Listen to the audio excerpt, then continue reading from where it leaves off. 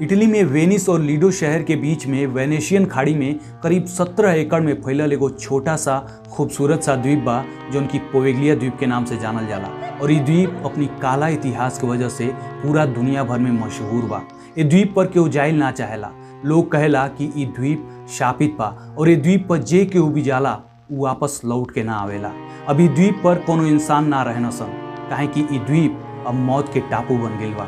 नमस्ते, हमार नाम है यशदीप और सब भोजपुरिया कथाकार चैनल देखत रही जा। रुआ अब तक हमारे चैनल के सब्सक्राइब नहीं कैले तो सब्सक्राइब करी जा। महाराज भोजपुरी खातिर रुआ इतना तक कही सके नहीं जा। तो चली जानल जा कि आखिर पोवेग्लिया द्वीप के काला इतिहास रहे का। बहुत साल पहले इटली में प्लेग बीमारी महाविनाश मचैलस और उस के अधिकतर लोग के अपनी चपेट में ले लेहलस। मानल जाला कि इटली में प्लेग महामारी के फैलला के मुख्य कारण उस समय युद्ध से घरे लौटल सैनिक रहन सन, जौन अपनी साथे ई जानलेवा बीमारी ले आइन सन। इटली सरकार प्लेग के संक्रमण के रोके खातिर वेनिस और लीडो शहर के बीच स्थित एक पोवेग्लिया द्वीप के चेक पोस्ट बना देहलस। बाहर से कोनो भी पानी के जहाज आवा सन तो ओके पहले पोवेग्लिया द्वीप पर रुके के पड़े। ओ जहाज के पूरा जांच पड़ताल होखे कि ए जहाज पर कोनो बीमार इंसान तो नहीं खे। जांच के बादे वो जहाज़न के शहर के भीतर प्रवेश की अनुमति मिल पावे और अगर जहाज पर प्लेग संक्रमित इंसान मिल जासन तो ओके पोवेग्लिया द्वीप पर क्वारंटीन कर देहल जाए। जब इटली के सरकार प्लेग के संक्रमण के इटली में फैलला से ना रोक पैलस, प्लेग के मरीज दिन ब दिन बढ़े लगन सन तो वो धीरे धीरे संक्रमित लोग के पोवेग्लिया द्वीप पर क्वारंटीन करे लागल। एगो तो ये द्वीप दुनिया से कटल रहे जहाँ आम आदमी बिना अनुमति ओजा जा ना पावे और दूसरा कोनो मरीज चाह के भी ये द्वीप से भाग ना सकत रहे। एक तरह से सोच ली कि ई जेल रहे। सरकार सोचलस कि 17 एकड़ में फैलल ये द्वीप के अगर क्वारंटीन सेंटर बना दिया जा तब प्लेग के फैलला के खतरा बहुत कम हो जाई। जैसे कि कोरोना काल में कोरोना के फैलला से रोके खातिर सरकार सरकारी स्कूलन के क्वारंटीन सेंटर बना देले रहे। ठीक वैसे ही वो समय इटली सरकार भी कैलस। इटली का पूरा विश्व में करोड़ों लोग प्लेग से मर गई। यहाँ तक कि एगो आंकड़ा के मुताबिक वो दौर में भारत में ही प्लेग से करीब 1 करोड़ से ज्यादा लोग के जान चल गई। उस समय प्लेग के कोनो दवाई ना बनल रहे। पोवेग्लिया द्वीप पर हजारों लोग प्लेग से मर गई। ऐसा सुने में आवेला कि इटली सरकार के जब लागे लागल कि ये बीमारी के कोनो इलाज नहीं खे और बीमारी फैलते जाता तो वो द्वीप पर 1,60,000 लोग के अपने हाल पर मरे खातिर छोड़ देहलस। जेके बीमारी के लक्षण भी ना रहे, मामूली मौसमी बुखार रहे, ओके भी उठा के सरकार ये द्वीप पर छोड़ देहलस। 1,60,000 लोग ये द्वीप पर तड़प तड़प के मर गई। कई जगह तो इहो पढ़े और सुने के मिलेला कि इटली सरकार ये 1,60,000 इंसानन के जिंदा जरवा देहलस। जब इटली में प्लेग महामारी के कहर खत्म भइल त काला बुखार कोहराम मचावे लागल। इटली सरकार दोबारा काला बुखार से संक्रमित इंसानन के पोवेग्लिया द्वीप पर मरे खातिर छोड़ देहलस। हजारों लोग मरल और मरला के बाद वो लोग के लाश के ओहिजा दफन कर देहल गई। 17 एकड़ में फैलल ए द्वीप के जमीन के माटी के बारे में कहल जाला कि एकर माटी 50% इंसानी हड्डी और राख से बनल बा। ए द्वीप के बारे में लोग इहो कहे लागल कि एजा प्लेग और काला बुखार से मरे वाला लोग के आत्मा घूमे न सन। ए द्वीप पर अजीब अजीब डरावना आवाज सुनाई देला।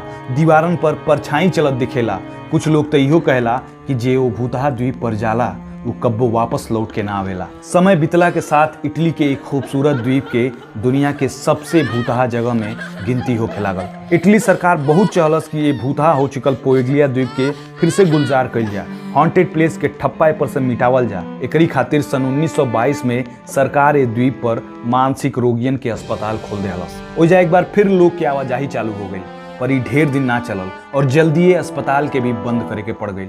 कारण रहे अस्पताल में काम करे वाला डॉक्टर, नर्स और कर्मचारियों के साथे अजीबो गरीब चीज के घटल। वो लोग के ओजा के वातावरण में हमेशा मांस के जरला के गंध आवल करे। स्टाफ के कई लोग के भूत प्रेत के होखला के एहसास होखे लागल और ऐसा अनुभव मरीजन के भी महसूस होखे। एगो किंवदंती के अनुसार ओइजा के एगो डॉक्टर जौन की मानसिक रोगियन पर कई गो दर्दनाक और जानलेवा प्रयोग करे, यातना दे, न जाने कैसे खुदे वो डॉक्टर के मानसिक हालत खराब हो गई और वो द्वीप पर बनल एगो घंटी टावर से कूद के अपन जान दे देहलस। ऐसा कई गो घटना घटल जेकर परिणाम ई भइल कि धीरे धीरे फिर से लोग ये द्वीप के छोड़ के चल गए। मेंटल हॉस्पिटल बंद हो गई और पोवेग्लिया द्वीप फिर से वीरान हो गई। 1960 में इटली सरकार ए वीरान पड़ल भूतहा द्वीप के एगो अमीर आदमी के पट्टा पर बेच देहलस। बतावल जाला कि वो आदमी के साथ कई गो अजीबो गरीब चीज होखे लागल और वो आदमी कुछ दिन ही ये द्वीप पर टिक पाई। वो आदमी के गईला के बाद स्विट्जरलैंड के हैंस ब्राउन नाम के आदमी ये द्वीप के खरीद लेना, पर कुछ दिन बाद उनकर लाश कारपेट में लिपटल मिलल और ये रहस्य ही बनल रह गई कि आखिर वो आदमी के मृत्यु भइल कैसे। एकरी बाद एगो दूसर परिवार जोन की भूत प्रेत के ना माने ये द्वीप के खरीद लेहलस, ये द्वीप पर एकांत में छुट्टी मनावे खातिर। जौन आदमी ये द्वीप के खरीदले रहे, द्वीप खरीदला के अगले दिन उनकरी बेटी के मुंह के केहू काट लेहलस, जेके जोड़े खातिर 14 गो टाँका लगावे के पड़ल। एक घटना के भइला के बाद उहो परिवार ए द्वीप के छोड़ के भाग गई। अभी द्वीप एकदम वीरान पड़ल बा, लोग एजा जाइल ना चाहेला, यहाँ तक कि मछुआरा भी एकरी आसपास मछली ना पकड़े नसन, काहे कि कई बार मछुआरन के जाल में इंसानी हड्डी फंस जाला। इटली के सरकार अभी द्वीप पर केहू के अइला गइला पर पाबंदी लगा देले बिया। इटली सरकार के कहल बा कि अगर केहू ये प्रतिबंधित द्वीप पर जाता तो ओकर जिम्मेदार वो खुद हुई। हालांकि ये बात एकदम गलत बा कि जे केहू भी ये द्वीप पर जाला वो वापस लौट के ना पावेला। कई गो यूट्यूबर जैसे कि ब्रेनन टेलर और येस थ्योरी नाम के यूट्यूबर ये द्वीप पे जाके वीडियो भी बना चुकल बा लोग और सही सलामत अपनी घरे भी लौट चुकल बा लोग। और हाँ, इटली सरकार के ये द्वीप के बेचला के ऑफर अब तक बा। अगर हुआ के ये द्वीप के खरीदे के बा तो देरी मत करी, लेकिन ये द्वीप के खरीदला से पहले एकरी इतिहास के बारे में जरूर पढ़ ले। अगर हुआ कि वीडियो अच्छा लागल है तो वीडियो के लाइक करी, चैनल के सब्सक्राइब करी और वीडियो के शेयर जरूर करी। लोग के बताई कि भोजपुरी में अश्लीलता के अलावा भी बहुत कुछ अच्छा बनता। नमस्ते।